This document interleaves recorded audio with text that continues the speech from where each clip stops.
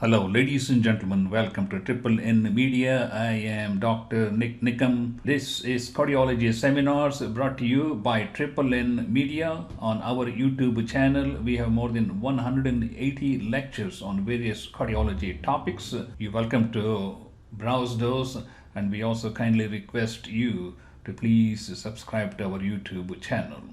The featured presentation is cardiac circulation, pressures, and saturations.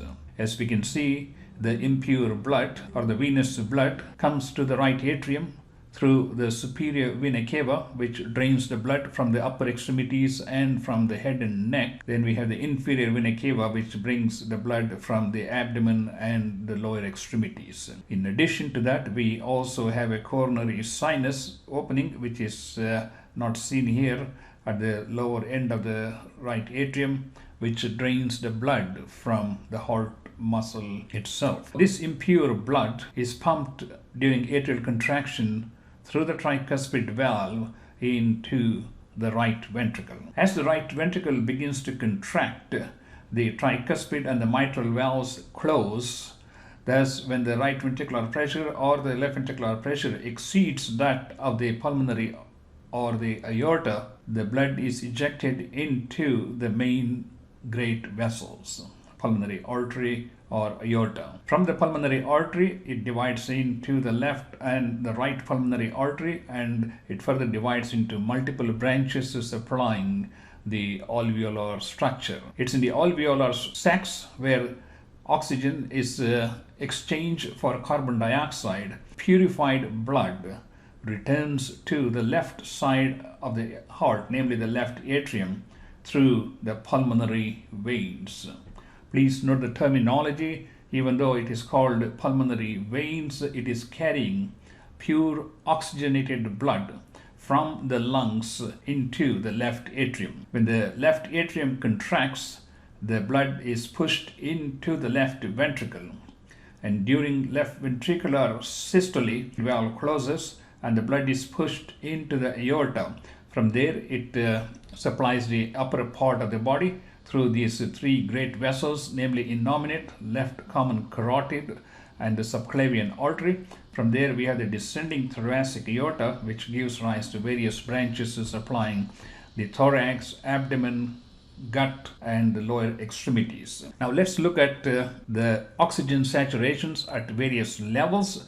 This will enable us to determine if there is any evidence of right to left or left to right shunt, such as atrial septal defect, ventricular septal defect, or any other congenital abnormalities that create a shunt between the left side of the heart and the right side of the heart. The impure blood that is coming from the upper extremities is much more desaturated, measuring a saturation of 67 to 68%.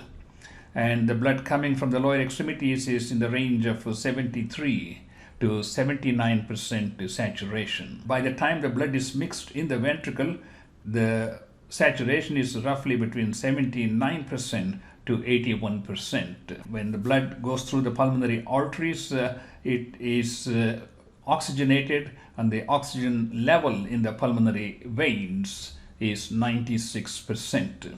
So that may be a question that we may get in the board. What is the oxygen saturation level in the pulmonary veins? Since it's veins, you may think it is having a lower saturation, but actually the pulmonary veins drain the lungs into the left atrium. In the left atrium and the left ventricle, the saturation is 96%, and in the aorta, the saturation is 96%.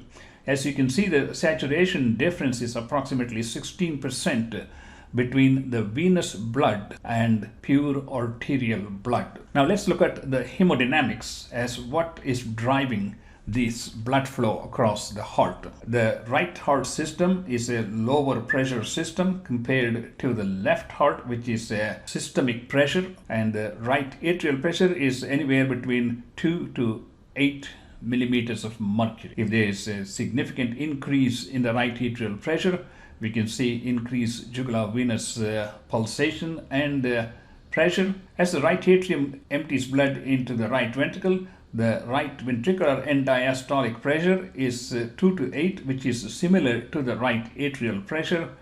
The right ventricular systolic pressure can range between 15 and 30 millimeters of mercury. The pulmonary artery also has the same systolic pressure, which is 15 to 30 millimeters of mercury. But in pulmonary hypertension, it could be as high as 100 to 120 millimeters of mercury. And in Ising-Menger complexes, the pulmonic artery pressure may be higher than the aortic pressure. We also notice the pulmonary diastolic pressure is 4 to 12 millimeters of mercury. And if there is no significant lung disease like pulmonary fibrosis or COPD, the pulmonary diastolic pressure sort of corresponds with the left atrial pressure.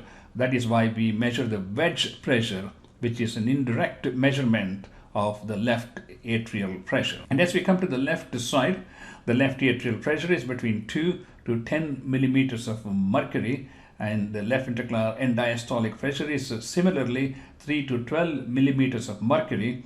But from 3 to 12 millimeters of mercury, the left ventricle generates a systolic pressure between 100 and 140 millimeters of mercury, and in hypertensive patients it could be like 200 or 240 millimeters of mercury. Similarly, we see very significantly elevated systolic pressures in the left ventricular cavity in patients with aortic stenosis. When the ventricle contracts, when the systolic pressure in the left ventricle exceeds that of the aorta, the blood is pumped into the aorta. And as we can see here, the aortic systolic pressure is 100 to 140 millimeters of mercury, and the diastolic pressure is between 60 and 90 millimeters of mercury. However, in patients with hypertension, when their diastolic pressure is like 105, 110, 115, 120, there is significant resistance to the left ventricular emptying, which leads to elevated left ventricular end diastolic pressure, left ventricular hypertrophy, and non-compliant left ventricle.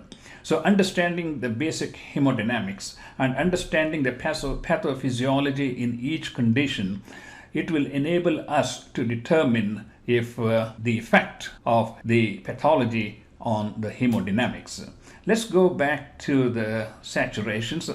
Now, we said the right atrial saturation is approximately like 80%. However, if we have a atrial septal defect with left to right shunt, as we know, the saturation in the left atrium is 96 and the saturation in the right atrium is 80. So anytime we see a significant step up in the right atrial oxygen saturation, then we may be dealing with an atrial septal defect. On the other hand, if the oxygen saturation in the right atrium is 80 and the oxygen saturation in the right ventricle is like 86 or 88, then we are talking about a ventricular septal defect, pumping the blood from the left ventricle into the right ventricle. So this is a quick overview of cardiac circulation, hemodynamics, and saturations, which will enable us to understand the pathophysiology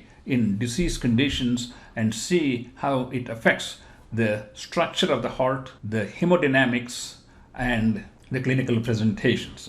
Please do subscribe to our YouTube channel, and I will see you next time.